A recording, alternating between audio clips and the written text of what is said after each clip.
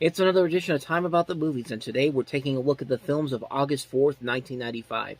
We got 6 movies to look at, so let's just jump on into it. Let's start off with the biggest new release of the weekend, and that is Dennis Quaid and Julia Roberts starring in the romantic comedy Something to Talk About.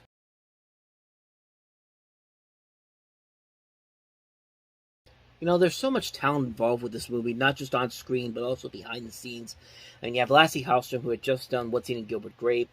You have Callie Curie, whose first movie she ever wrote and directed, Thelma and Louise, turned out to be a big hit 4 years prior to this.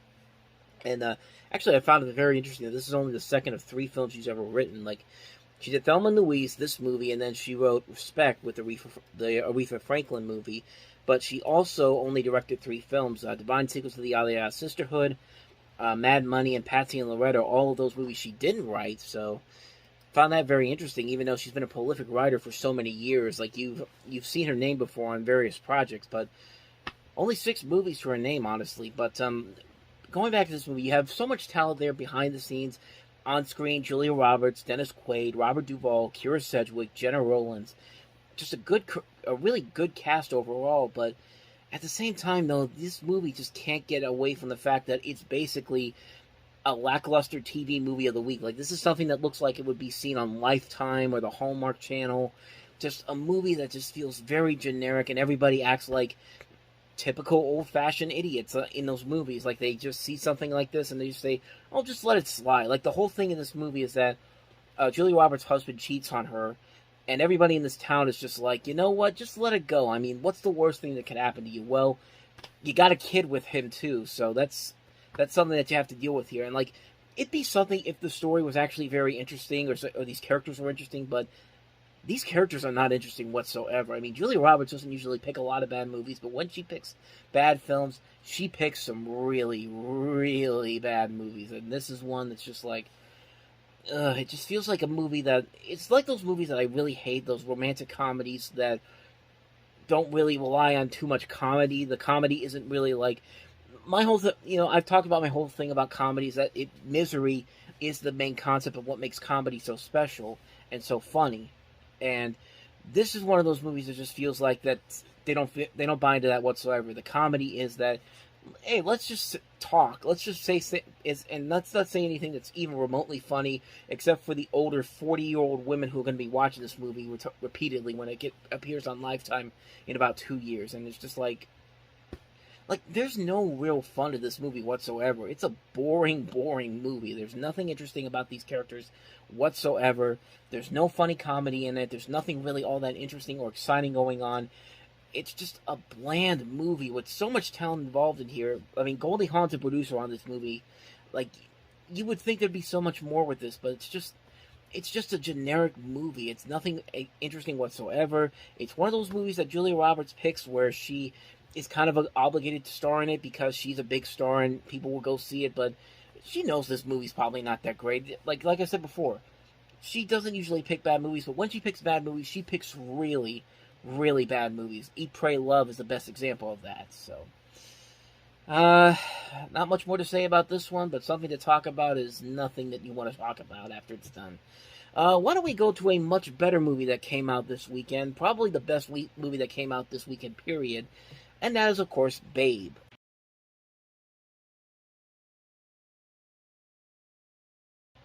I mean, let's really talk about why this movie succeeded more than the previous Pig film that we got this year, Gordy did. Right off the bat, you really like these characters a lot. They do a really good job of using the animatronics from Jim Henson's Creature Shop, and the talking animal effects are done by Rhythm and Hughes, who have done a ton of visual effects work over the years. And the way these animals' mouths move, the way they move with the story, just works a whole lot better in Gordy. In this movie, you don't hate everybody in this movie like you did with Gordy. I mean, Gordy just was a mess of a film on so many levels, but this is a simple film. It's a simple film with a simple concept. A talking pig wants to be a sheepdog so it could stay alive. I mean, pretty much, this pig is fighting for his life, as every day as if he doesn't do something important to with this farm, he's basically one step closer to being on the menu for a holiday dinner or something like that. But it's also just like I said, it's a simple movie. It's a really simple storyline to work with. but one that has a lot of heart and enjoyment to it. Like, you really do like these characters a lot, and they're voiced very well by all these notable actors and actresses of different forms. You'll notice some of the names in here. Like, you've definitely heard their name. You may not have heard their names, but you've definitely heard their voices before.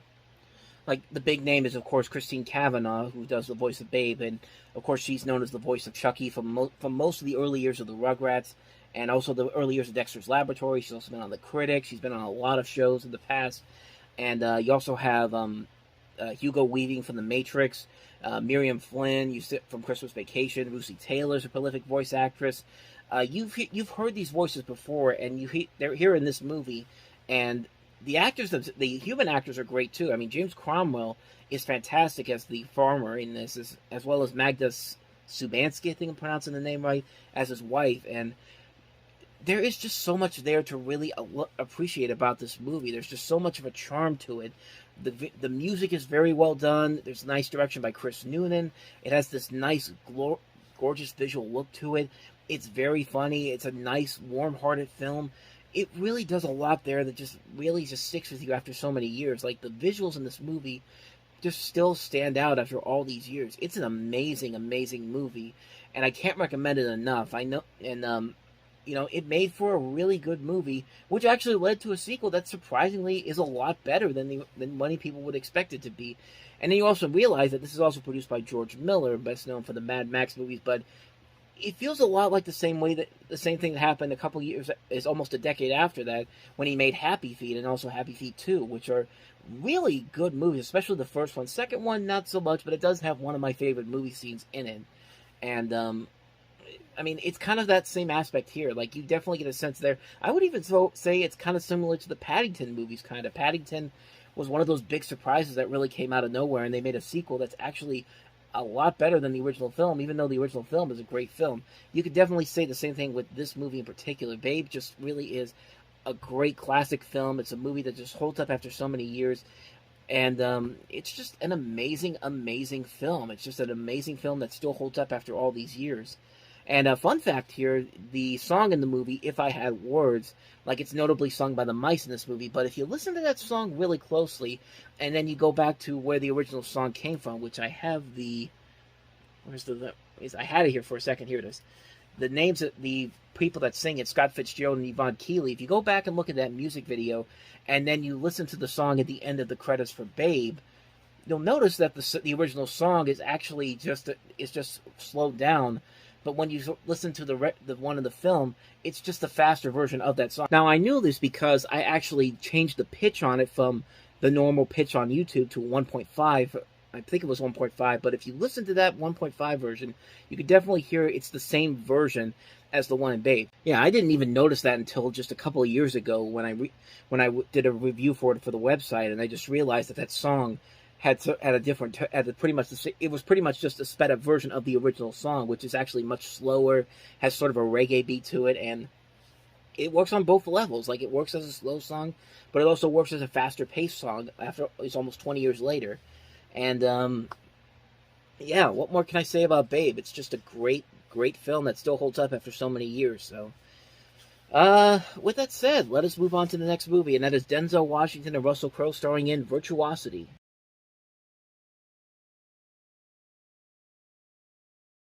Of course, you get the director of Lawnmower Man to do a movie about a killer straight from the computer. And it's another one of those movies that we got in '95 where the computer was the enemy, or the computer was part of the major storyline. We've already talked about several movies that were very much like this. I'd probably say it's the best of the ones that we've looked at for the most part so far. One of the best, at least. But it really isn't saying a whole lot because this movie isn't all that great, and I think it's one of those movies where it works. Where it works is in the two leads. Denzel Washington, I think, does what he does best in this movie. He actually rewrote a lot of this story and dialogue while they were filming. They took out a whole subplot about him falling in love with a doctor character played by Kelly Lynch. They actually took that out of the movie, and it was basically because Washington basically rewrote the script there. But I think the person that's really having the most fun in this movie is Russell Crowe. Like, he's having a good time playing this bad guy, this virtual reality assassin. And he really does have a lot of the fun and moments in the movie. Like, you could tell he's having the time of his life with this film. But as far as everything else goes, it definitely looked like they were trying to do something similar to Lawnmower Man, and that's why they brought in the same director. But there just really wasn't a good twist at the end, or a good third act surprise to really give it its own unique, distinctive look. But like I said before, it's not a bad film. I mean, Denzel Washington and Russell Crowe really are saving the film.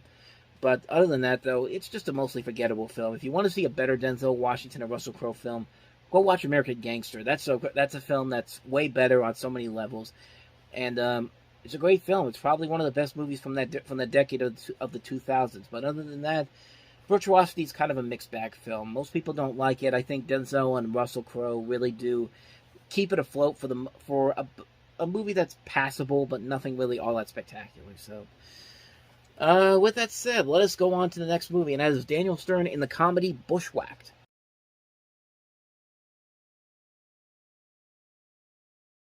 Bushwhacked is one of those movies that was notoriously known for not being all that great, but it was actually something that originally started off as a spin-off to Home Alone. It was actually going to be Daniel Stern's Marv character, who had been reformed and actually gets involved in this adventure, which could have been something very interesting, but unfortunately the movie just doesn't really make a whole lot of sense after that, because when you really look at this movie and see what could have been, it definitely wouldn't have fit what they were going to go with here. And I won't say that the movie is downright terrible. I think it does have some moments in there where it's like, okay, there's definitely some parts here that I did get a good chuckle out of, but other than that, though, there's nothing really all that funny about it. And the trailer, I think, really does have pretty much sums up why it didn't work, because it's trying to be like a mix between what was popular 2 years ago. You had The Fugitive and The Cliffhanger in that one little trailer there, and I don't know, I just didn't think it worked all that well. And I think it's a film that really had a lot of potential. If they had gone with the original intention, where it was going to be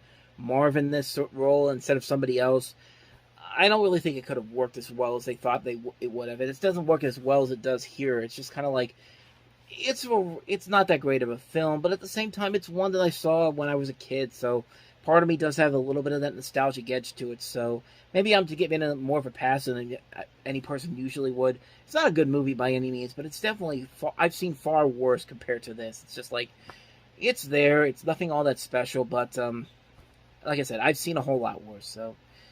So that is Bushwhacked. Let's move on to the next movie, and that is Steven Weber starring in Jeffrey.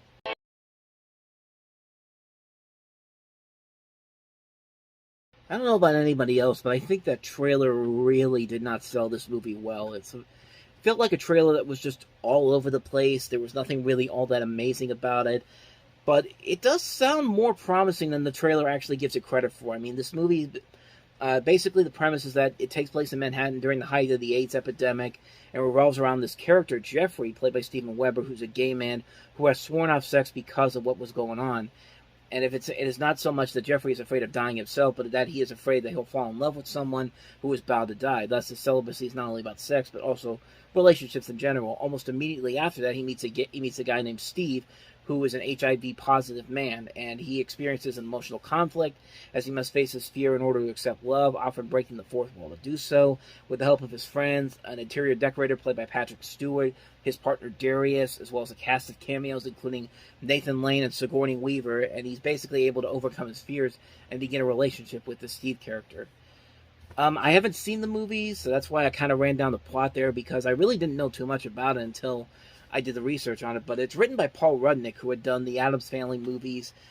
Christopher Ashley is a name that I think I'm familiar with, but I'm not too sure. I'm trying to look at his biography here. I don't think I know. I've heard the name before. I just have not seen any other of his works before, so I can't really say anything on that front here. But the premise alone sounds pretty interesting, and I just think that trailer didn't do it any favors by selling it. I don't think it did well at the box office, but it did well critically. It got some decent awards, and everybody thinks Patrick Swayze should have gotten some awards consideration for his role in this movie, and he does look like he's having a good time in that role. So yeah, I mean, this definitely could be something very interesting. Like, it could be a very funny movie, but man, like I said, that trailer did not do it any favors. So again, can't really say too much more about Jeffrey because I haven't seen it. So why don't we go ahead and wrap it up with the last movie that we have here, and that is Unzipped.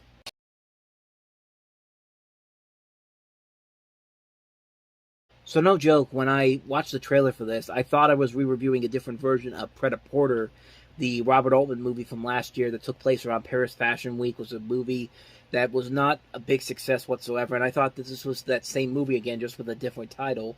But it's a much different movie. It's a documentary that follows fashion designer Isaac Mizrahi, who is a name that I've heard of. I don't know exactly what he's been behind, like what kind of stuff he's made, but I've seen his name in department stores like Macy's and Kaufman's when that used to be around.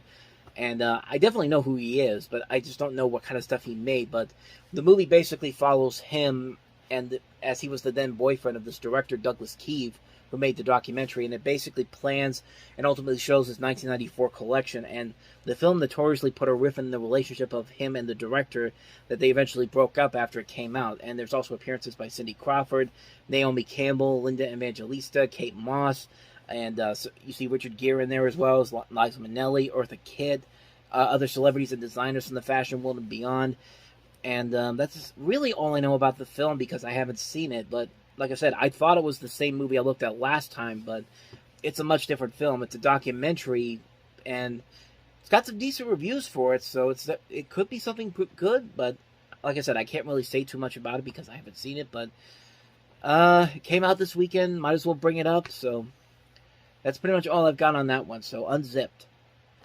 And on that note, we wrap up another edition of Time About the Movies. Next time, we'll take a look at 4 movies, including Michelle Pfeiffer in Dangerous Minds. We also have Keanu Reeves in A Walk in the Clouds, Disney's A Kid in King Arthur's Court, and also The Brothers McMullen, which I believe is the first film from Fox Searchlight, which was the in other studio within 20th Century Fox that focused more on independent films.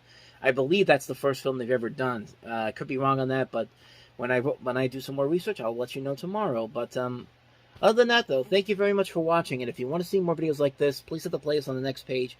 Check out the previous episode, and I will see you guys tomorrow for another episode. So, thank you for watching. I'll see you guys next time, and until then, as always, take care.